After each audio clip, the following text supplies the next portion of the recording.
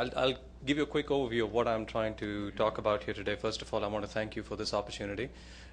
Originally, there was somebody else that actually intended to come here. The way Red Hat is organized, we kind of wear a lot of hats, no pun intended.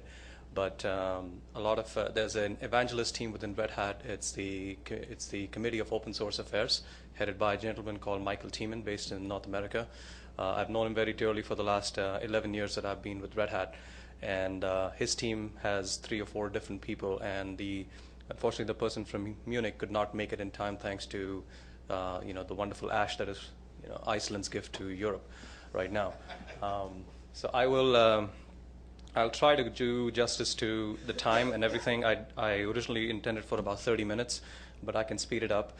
Like I said, what I've broken it down is essentially 2 sections. I want to cover a little bit about the one hat that Red Hat wears is all around the community, all around the open source, all around licensing, GPL. Frankly, a 30-minute conversation with whether it's an academia or an enterprise, we kind of float around all these topics in 30 minutes. So we try to do justice to that. And then the second section is, as a commercial entity, what do we try to do, and how do we still try to stay true to open source, which I hope maybe there's a perception or a myth that I can try to bust today, but I'm also here for today and tomorrow, so if you have any questions after this, I'm more than happy to do so. So, like I said, I'll quickly go through this. I wanted to put up this slide very quickly. This is pasted.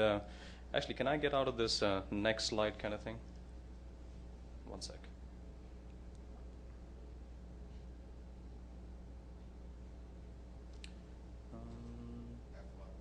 F11? No.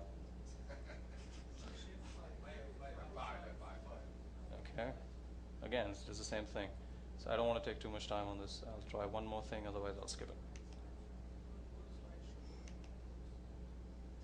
Okay, no problem.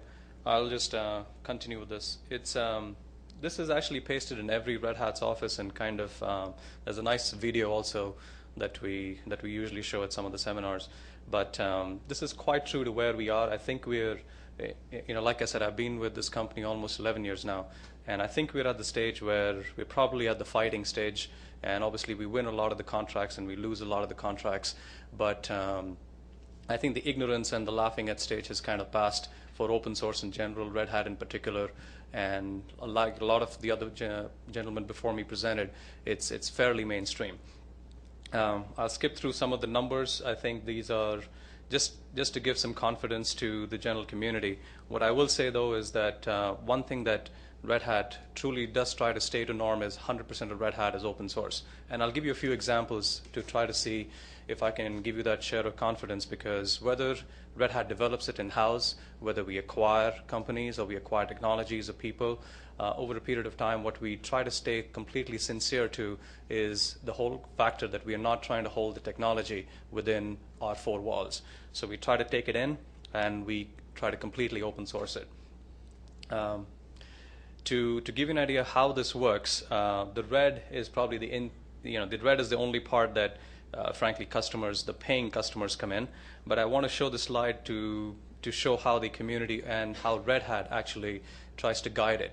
The light line in gray is what we call the community, most likely SourceForge or other communities that have been fostered, whether through the 2 main sections, which are Fedora, which is the Linux and infrastructure-based software, and then there is jboss.org, which is the middleware or anything related to the plumbing tools required for application development. Those are probably the communities that we work with very actively. And what we try to do is, in the blue line, is simply try to give some of these projects some direction. It doesn't mean that we are the maintainers. I've heard a lot of words around, a lot of definitions around maintainers or committers. They all mean the same thing. Essentially, the peer group that decides who's the most technologically capable person to guide that project. And all we try to do in the blue line is try to make sure that projects that will see hopefully some light of day, have some future in them, whether it's a community or development or a technology feature that enterprise has been waiting for that can be completely commoditized, that's what sits in the blue line. And then over a period of time, the red line is what as a commercial company, we enter and we say we want to freeze the blue line at a certain time snap, and then get into the commercial relationship of what you pay for, which is the maintenance, the support, the lifetime of the product. One of the other things I will point out here is when we released the first enterprise Linux, which was in 2001, the difference between the blue line and the red line was 187 patches. What it means is what sat in Fedora and Red Hat Enterprise Linux 2.1, which was the first release, was 187 patches we had to make. We gave all the patches back, and over a period of time, so when Red Hat 5 released last year, the difference between the blue and the red line was only 3 patches.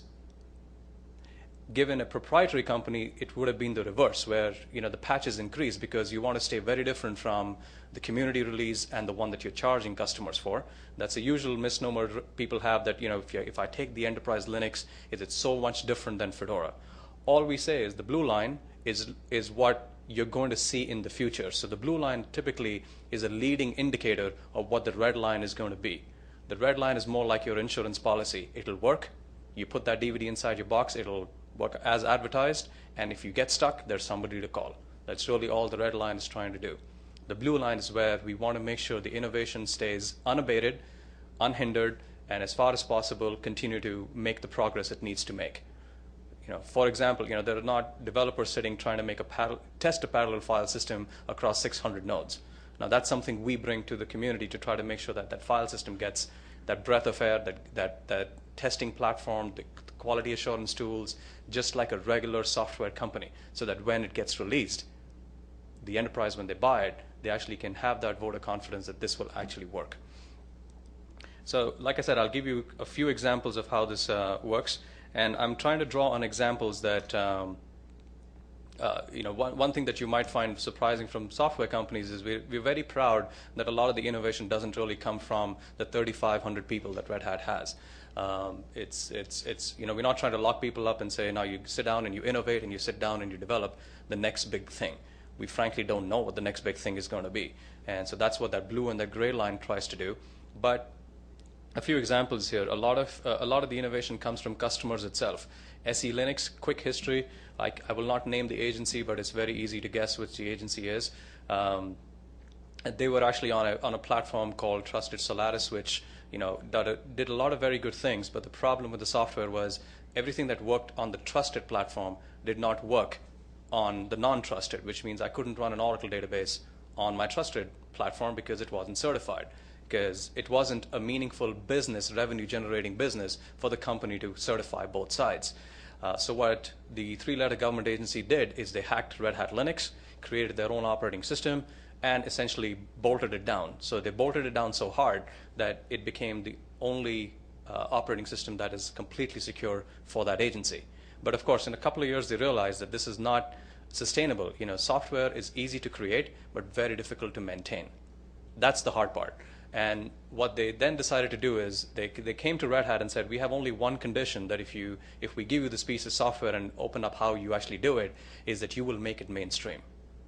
It wasn't an easy project. We started in 2002. By 2004, we finished. It took us about 24 months. But the advantage we gave is that SE Linux today is just a checkbox.